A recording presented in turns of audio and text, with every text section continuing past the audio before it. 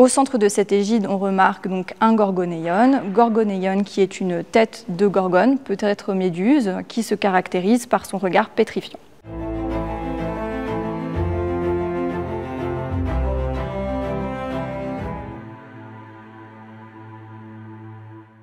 Entrée entre 1890 et 1904 dans les collections du musée des Moulages, cette œuvre est une représentation de la déesse grecque Athéna, ici appelée Athéna Lemnia. Il s'agit d'une copie romaine d'une œuvre grecque en bronze datée du milieu du 5e siècle avant notre ère. D'après l'auteur grec Pausanias, qui écrit au 2e siècle de notre ère, cette œuvre aurait été dédiée sur l'acropole d'Athènes, dans le sanctuaire d'Athénapolias, par les colons athéniens installés sur l'île de Lemnos, qui est une île du nord-est de la mer Égée. Cette œuvre est attribuée au célèbre sculpteur Phidias, qui n'en est pas à son coup d'essai, puisqu'il aurait déjà réalisé auparavant 2 autres sculptures représentant Athéna, l'Athéna Promachos d'une part et l'Athéna Parthénos d'autre part. Ici, l'œuvre s'ancre pleinement dans la sculpture du début de l'époque classique, qu'on appelle le style sévère. Elle se démarque notamment par la rigidité de son corps et son allure relativement paisible, sereine. Toutefois, on remarque que malgré la rigidité du corps, le sculpteur a tenté d'y insuffler un petit peu de mouvement par le geste de la jambe gauche qui glisse légèrement en suivant la ligne de l'épaule qui est disposée donc à l'horizontale. Malheureusement, ce bras gauche est mutilé, mais il devait tenir à son extrémité une lance, qui est un des attributs d'Athéna. La déesse est vêtue d'un péplos